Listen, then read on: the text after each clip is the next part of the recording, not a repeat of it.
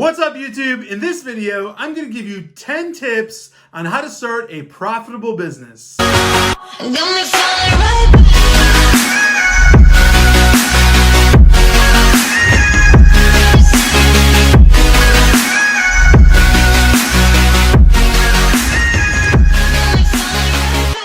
Hey guys, welcome back to my channel. Thank you so much for checking out another one of my YouTube videos.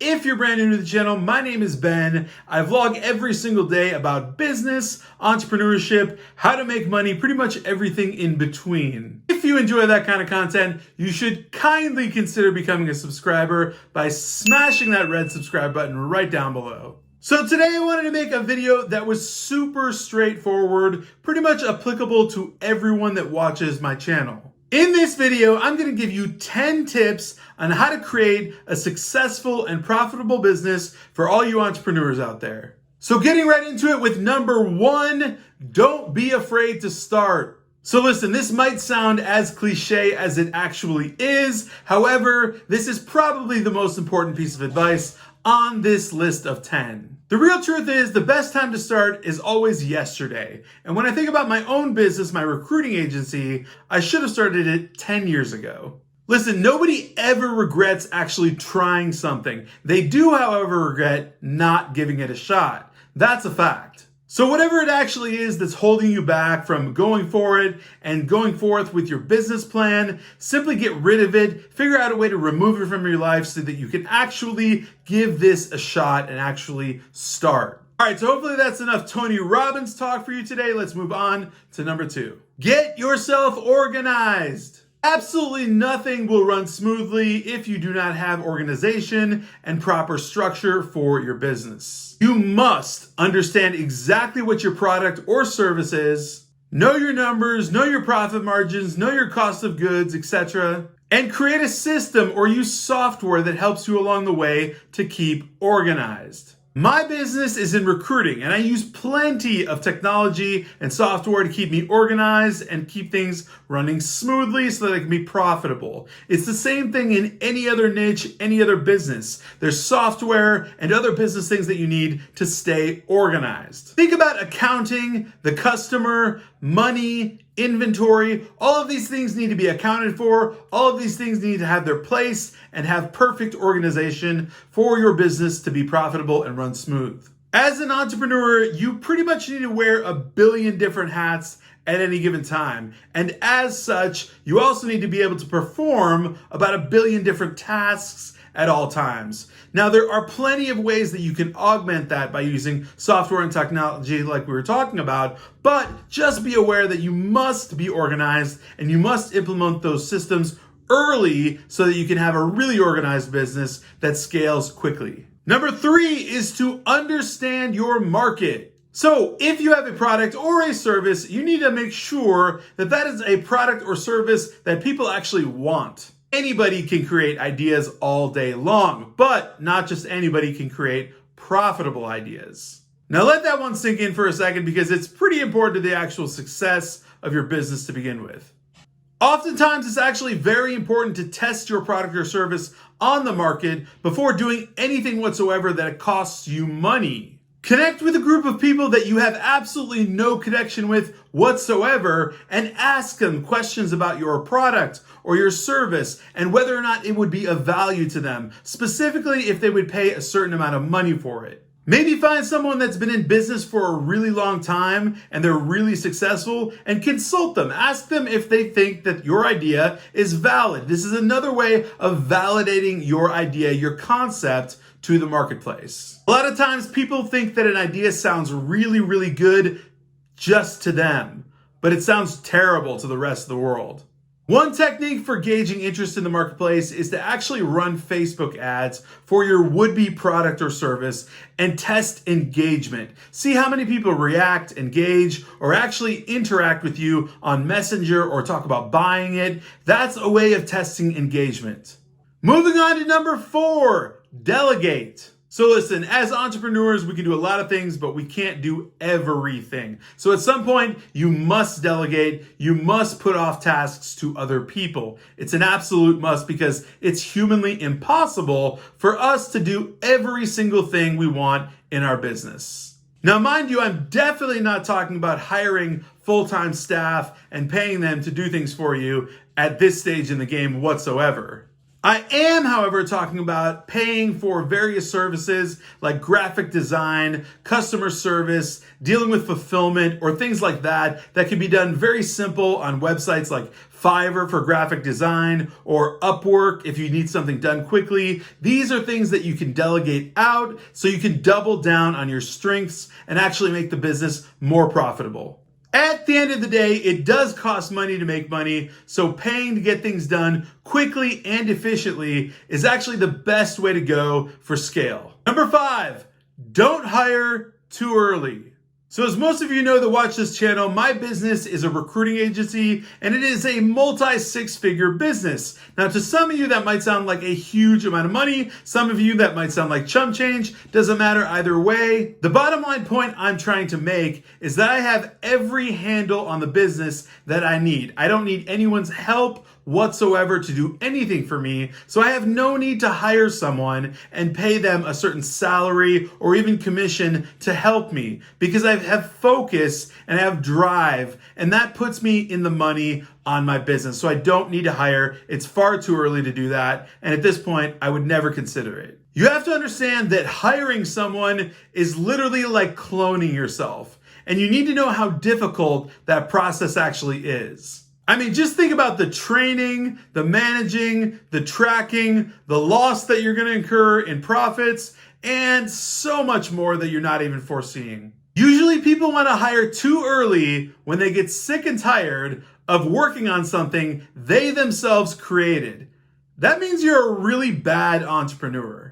If you're the right kind of entrepreneur, you only hire once you actually need employees. And by that, I mean you literally can't handle the workload. Another factor that comes into hiring is the hiring must actually scale the business. If the hiring means incurring a loss, that's not good. If hiring means that you're going to scale faster, that's good. Go ahead and do it. The bottom line here is the employee that you hire should be an asset to the business and the profit, not a liability that slows down business and loses profit. All right, so number 6, avoid shiny object syndrome like the plague.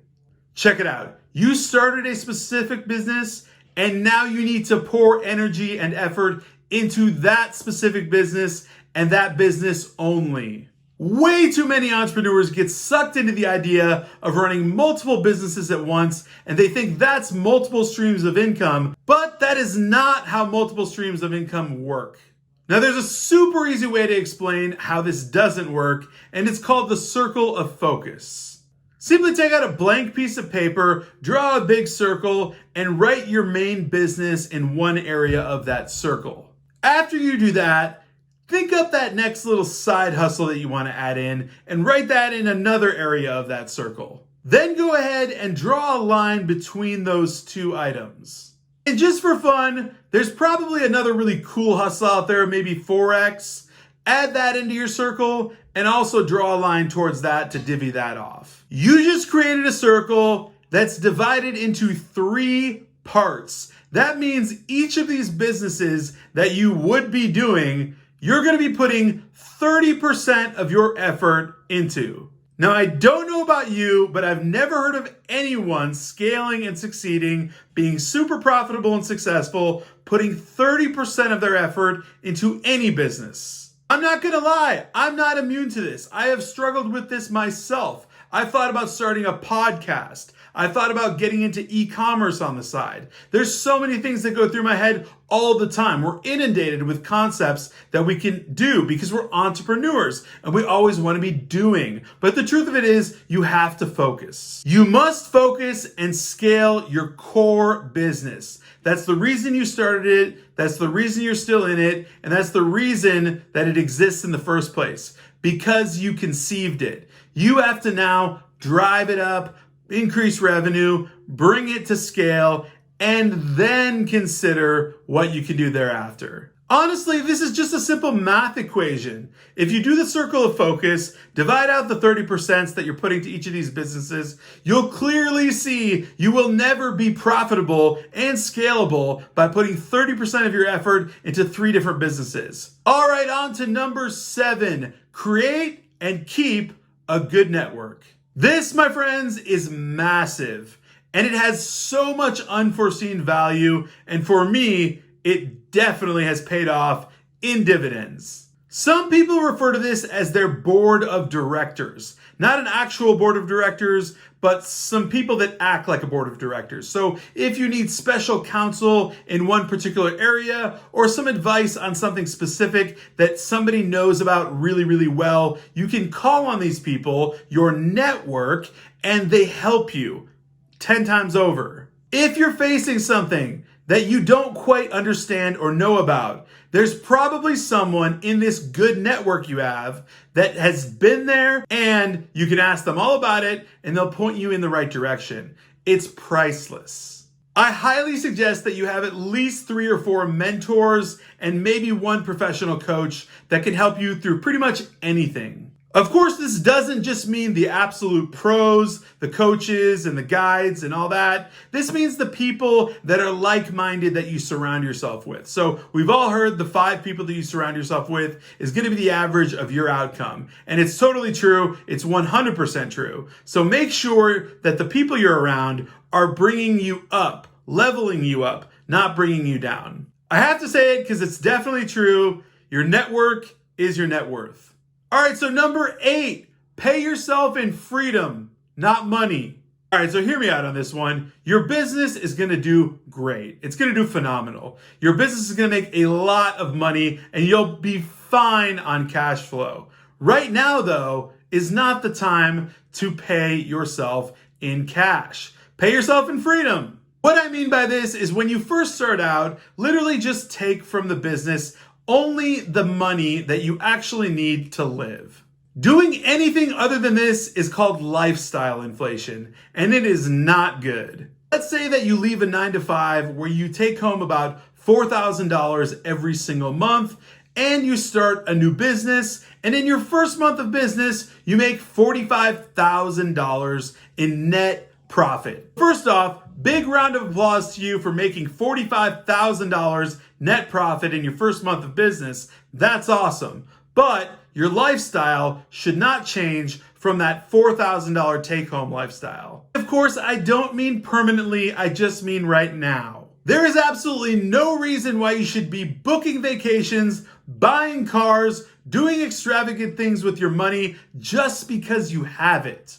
Put it in the bank, don't touch it, and act like it doesn't exist. Seriously, just pay yourself in the freedom and the flexibility that you created by leaving your 9-to-5 corporate slave job and creating your own opportunity. That's the best payment possible. Take time to enjoy that flexibility. Spend more time with family. Do things that you really, really enjoy, but don't do things that just cost more money just because you have it. Seriously, pay yourself in that freedom. Your bigger payoff will come later, I promise you. Number 9, don't hesitate.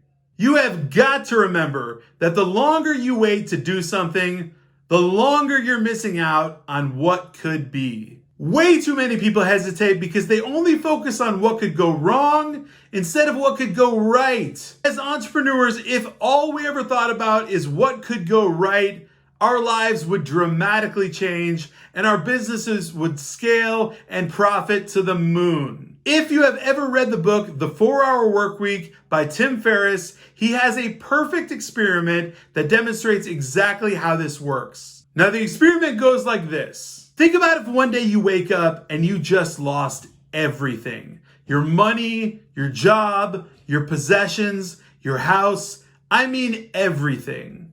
Now calm down for just a second and take a 5-minute breather.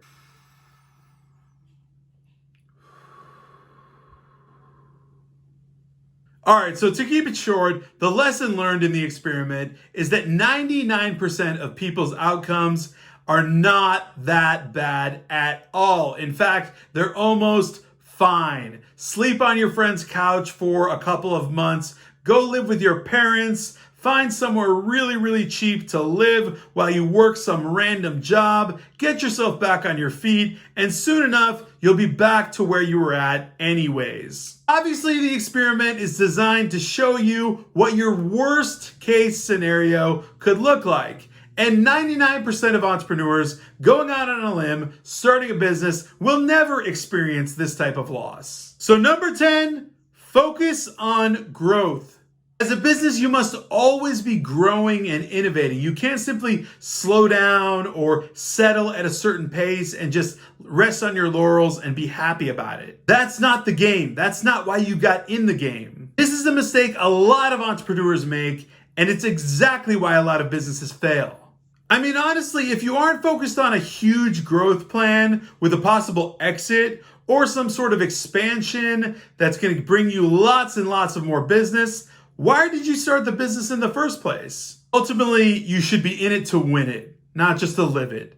And that means growth. There must always be a grand vision and someone thinking big about how your business is going to grow, scale, become more profitable, innovate, and become something much, much bigger. Otherwise, it's going to just get stale and things will go south and you'll lose profit and eventually the business will fail. All right, guys, that's it. Those are my 10 tips on how to start a successful and profitable business. I hope that you put them to good use, and I definitely hope you enjoyed this video. If you did, please smash that like button, hit the subscribe button, as well as the alert button so that you know every single time I come out with a new video. Until then.